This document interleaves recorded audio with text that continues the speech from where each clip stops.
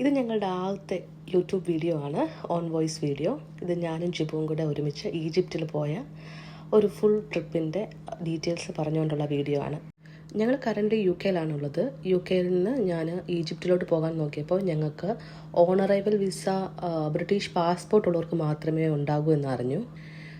ശരിക്കും വിസ എടുക്കാൻ 25 പൗണ്ട്സ് അങ്ങനെ എത്രയോ ആകത്തുള്ളൂ. പക്ഷെങ്കിൽ ഞങ്ങൾക്ക് ഏജൻസി ത്രൂ എടുത്തത് കൊണ്ട് തന്നെ ഏകദേശം ഒരു 110 ആയി, അത്രയും പൗണ്ട്സ് ആയി ഞങ്ങൾക്ക് വിസ എടുക്കാനായിട്ട്. അത് കൂടാതെ നമ്മൾ എയർപോർട്ടിൽ ചെന്ന് ഇറങ്ങിയ ഉടനെ അവർ നമ്മളോട് അഡീഷണൽ 16 പൗണ്ട്സ് എനിക്കും ജിബുവിനൂടെ ചേർത്തിട്ട് വാങ്ങിയായിരുന്നു. ഞങ്ങൾ പൊതുവേ എവിടെ ട്രിപ്പ് പോയാലും റെൻ്റേ കാർ എടുത്തിട്ടാണ് ഞങ്ങൾ അവിടെ എല്ലാം കാണാറ്. പക്ഷേ ഈജിപ്തിൽ പോയപ്പോൾ മാത്രം അത് പറ്റിയില്ല. അത് ഞങ്ങൾ മനഃപൂർവ്വം എടുത്ത തീരുമാനമാണ്. കാരണം ഞാൻ ഓൾറെഡി പോകുന്നതിന് മുമ്പ് കുറേ യൂട്യൂബ് വീഡിയോസൊക്കെ നോക്കിയിട്ടാണ് പോയത്. അപ്പോൾ കോമൺ ആയിട്ട് കേട്ട ഒരു പ്രോബ്ലം എന്ന് പറഞ്ഞാൽ അവിടെ കാർ ഓടിക്കുന്നത് അത്ര ഈസി ആയിട്ടുള്ളൊരു കാര്യമല്ല. കാരണം അവിടെ ആരും ട്രാഫിക് റൂൾസ് ഒന്നും അങ്ങനെ ഫോളോ ചെയ്യത്തില്ലെന്ന് കേട്ടു. അതുമാത്രമല്ല, നമുക്ക് ആദ്യം നമ്മൾ ഗിസയിൽ ചെന്നിട്ട് അവിടുന്ന് ലക്സോർ പോകാനായിരുന്നു പ്ലാൻ. അപ്പം അത്രയെന്ന് പറഞ്ഞാൽ ഒരു 10 hours ജേർണി എന്തായാലും ഉണ്ട്. അപ്പോൾ ഈ 10 hours ജേർണി നമുക്ക് എത്രമാത്രം സേഫാണ് അവിടുന്ന് ഒരു ഉറപ്പില്ലായിരുന്നു. ഞങ്ങളുടെ തൊട്ടടുത്ത് താമസിക്കുന്ന നെയ്ബേഴ്സ് ഞങ്ങളുടെ ഈജിപ്ഷ്യൻ ആൾക്കാരാണ്. അപ്പം അവരോട് നമ്മൾ ചോദിച്ചപ്പം അവരൊട്ടും തന്നെ റെക്കമെൻഡ് ചെയ്തില്ല കാറിൽ നൈറ്റ് ഞങ്ങൾ തന്നെ ട്രാവൽ ചെയ്യുന്നത്. പിന്നെയുള്ള ഓപ്ഷൻ എന്ന് പറഞ്ഞാൽ അത്രയും ദൂരം പോകാനായിട്ട് ട്രെയിനും ഉണ്ട്, അവിടെ ബസ്സുണ്ട്, ഫ്ലൈറ്റ് ഉണ്ട്. ഇത് മൂന്നും അത്യാവശ്യം നല്ല എക്സ്പെൻസീവാണ്. അത് ഞങ്ങളുടെ നെയ്ബേഴ്സ് തന്നെ ഞങ്ങൾക്ക് അവിടെ അറിയാവുന്ന ഒരു ഡ്രൈവറിനെ ഞങ്ങൾക്ക് പരിചയപ്പെടുത്തി തന്നു. എൻറ്റയർ 3 to 4 days പുള്ളി നമ്മളുടെ കൂടെ ഉണ്ടായിരുന്നു. പിന്നെ അവിടുത്തെ സ്റ്റേ എല്ലാം ഞങ്ങൾ ഓൾറെഡി പ്രീ ബുക്ക് ചെയ്തിട്ടാണ് പോയത്. പ്രീ ബുക്ക് ചെയ്തിട്ട് പോകുന്നതാണ് എപ്പോഴും നല്ലതെന്ന് തോന്നി. കാരണം അവിടെ എപ്പോഴും റേറ്റ് ഇൻ്റർനാഷണൽ അല്ലെ ഫോറിനേഴ്സിന് വേറെ റേറ്റും ഈജിപ്ഷ്യൻസിന് വേറൊരു റേറ്റുമാണ് അവിടെ എല്ലായിടത്തും നമ്മൾ ഏത് കാര്യത്തിന് ചെന്നാലും ഉള്ളത്. പിന്നെ വേറൊരു കാര്യം എന്ന് വെച്ചാൽ അവരുടെ കറൻസി ഈജിപ്ഷ്യൻ പൗണ്ടാണ്. പക്ഷേങ്കിൽ നമ്മളവിടെ ചെല്ലുമ്പം അവിടെയുള്ള ഒരാൾക്ക് പോലും ഈജിപ്ഷ്യൻ പൗണ്ടിൽ നമ്മളുടെ നിന്ന് അവർ പൈസ ചോദിക്കത്തില്ല. അവർക്ക് എല്ലാവർക്കും ഡോളേഴ്സിലാണ് നമ്മളോട് പൈസ ചോദിക്കുന്നത്.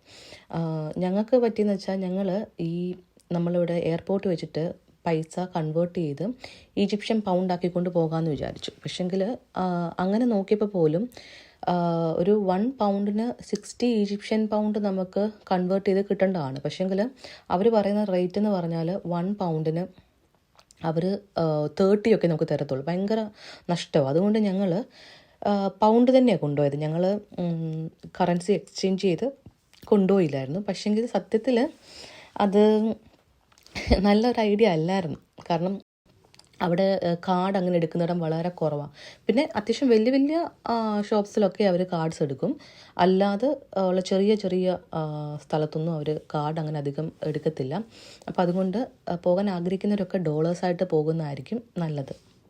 ഞങ്ങളുടെ പ്ലാൻ എന്ന് വെച്ചാൽ ഫസ്റ്റ് പിരമിഡ്സ് കാണുക, അതിനുശേഷം കവർ ചെയ്യണമെന്ന് ആഗ്രഹിച്ചത് കർണക് ടെമ്പിൾ കാണണം, ലക്സോ ടെമ്പിൾ കാണണം, നൈൽ റിവർ കാണണം. അപ്പോൾ പിരമിഡ്സ് മാത്രം നമുക്ക് ഗിസയിലാണ്.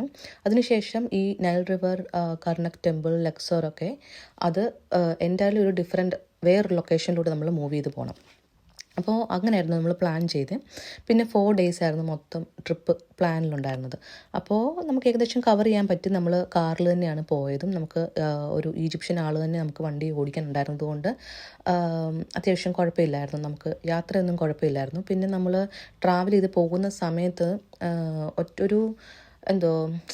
അങ്ങനെ നമുക്ക് കടകളൊന്നും അധികം കാണത്തില്ല. ഒരു 3 hours ഒക്കെ ട്രാവൽ ചെയ്യുമ്പോൾ ഒരു പെട്രോൾ സ്റ്റേഷൻ കാണും. പിന്നെ അതേപോലെ തന്നെ അടുത്ത 3 hours ട്രാവൽ ചെയ്യുമ്പോൾ ഒരു പെട്രോൾ സ്റ്റേഷൻ കാണും.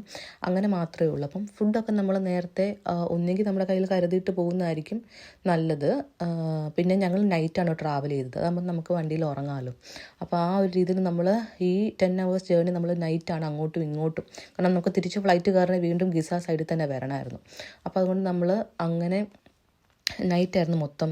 അങ്ങനത്തെ ഈ ലോങ് ജേർണിയൊക്കെ നമ്മൾ ഫുള്ള് നൈറ്റായിരുന്നു പ്ലാൻ ചെയ്തിരുന്നത്.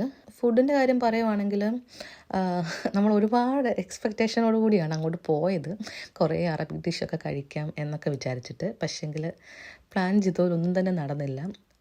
ആഗ്രഹിച്ച ഒരു തരത്തിലുള്ളൊരു ഫുഡ് ഭയങ്കര ടേസ്റ്റ് ഡിഫറൻസും ടേസ്റ്റ് ഇല്ല, അതാണ് മെയിൻ കാര്യം, ടേസ്റ്റേ ഇല്ല ഫുഡിനൊന്നും, അങ്ങനത്തെ ഒരു ഫീലായിരുന്നു.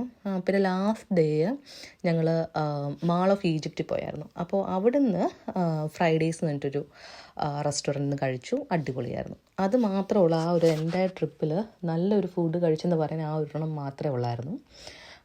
അല്ലാതെ ഫുഡൊക്കെ അത്യാവശ്യം മോശമായിരുന്നു. നമ്മളിവിടെ കണ്ട പ്ലേസസിനെ കുറിച്ച് പറയുമ്പം നമ്മളവിടെ വിസിറ്റ് ചെയ്ത എല്ലാ സ്ഥലത്തും നമ്മൾ എൻട്രി പാസ് എടുക്കണം. അത് നമുക്ക് അതിൻ്റെ ഫ്രണ്ടിൽ തന്നെ പേ ചെയ്യാൻ പറ്റും. അത് നമുക്ക് ഈ പറഞ്ഞ പോലെ നമുക്കെല്ലാവർക്കും വേറെ ചാർജും ഈജിപ്ഷ്യൻസിന് വേറെ റേറ്റുമാണ്.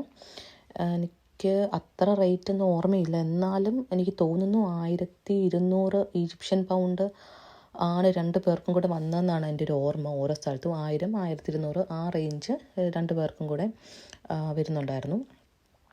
അതൊക്കെ കാർഡിൽ നമുക്ക് പേ ചെയ്യാൻ പറ്റും. പിന്നെ ഭയങ്കര തിരക്കായിരിക്കും. ഇപ്പം ജാനിലൊക്കെ എനിക്ക് തോന്നുന്നു നല്ല സീസൺ ടൈമാണ്. അപ്പോൾ വളരെ തിരക്കായിരുന്നു. ഞങ്ങളൊക്കെ പോകുമ്പം ആ സമയത്ത് അവിടെ ഒരു 25+ ടൂറിസ്റ്റ് ബസ്സൊക്കെ കിടപ്പുണ്ടായിരുന്നു. ഫുൾ നമ്മുടെ ഇവിടെ നിന്നുള്ളവരും യൂറോപ്യൻസൊക്കെ ആയിരുന്നു കൂടുതലും. അങ്ങനെ നല്ല തിരക്കാണ്. പിന്നെ ക്ലൈമറ്റ് അത്യാവശ്യം കുഴപ്പമില്ലായിരുന്നു. ചൂടുണ്ടായിരുന്നു, രാവിലെ അത്യാവശ്യം ചൂടും വൈകിട്ട് നല്ല തണുപ്പായിരുന്നു. അങ്ങനെയായിരുന്നു അവിടെ ഞങ്ങൾക്ക് ക്ലൈമറ്റ്. പിന്നൊരു ഓവറോൾ എക്സ്പീരിയൻസ് പറയുവാണെങ്കിൽ ഞങ്ങൾക്ക് അത്ര അങ്ങോട്ട് ഇഷ്ടപ്പെട്ടില്ല. ഇഷ്ടപ്പെടാത്തതിൻ്റെ കാര്യം എന്ന് വെച്ചാൽ സ്ഥലമൊക്കെ നല്ലതാണ്, അതൊന്നും കുഴപ്പമില്ല. ഇഷ്ടപ്പെടാത്തതിൻ്റെ മെയിൻ കാര്യം അവിടുത്തെ ആൾക്കാരുടെ ഒരു ബിഹേവിയർ കൊണ്ടാണ്. നമുക്ക് അവിടെ എങ്ങനെയെങ്കിലും അവിടെ നിന്ന് പോന്നാൽ മതി എന്നുള്ളൊരു ഫീല് വരും.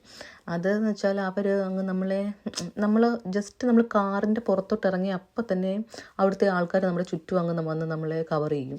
പിന്നെ ഇങ്ങനെ നമ്മളോടിങ്ങനെ ഒന്നുകിൽ അവരുടെ സാധനങ്ങൾ മേടിക്കാൻ പറഞ്ഞുകൊണ്ടിരിക്കും, അല്ലെങ്കിൽ അവർ ഹെൽപ്പ് ചോദിച്ചുകൊണ്ടിരിക്കും. ഇതെന്തെങ്കിലും അവർ ചെയ്തുകൊണ്ടിരിക്കും. അതിപ്പം നമ്മൾ തിരിച്ചു വന്ന് നമ്മുടെ കാറെ കയറുന്ന വരെയും നമ്മളിങ്ങനെ ഒരുപാട് പേരോട് വേണ്ട എന്നിങ്ങനെ പറഞ്ഞ് ഇങ്ങനെ നടക്കേണ്ടി വരും. അത് ഭയങ്കര ബുദ്ധിമുട്ടാണ്. അവർ ചിലരോടൊക്കെ നമ്മളൊരു 10 വട്ടം നോ പറഞ്ഞാലും അവർ പോകത്തില്ല. അവരതുപോലെ നമ്മൾ ഡിസ്റ്റർബ് ചെയ്തുകൊണ്ടിരിക്കും.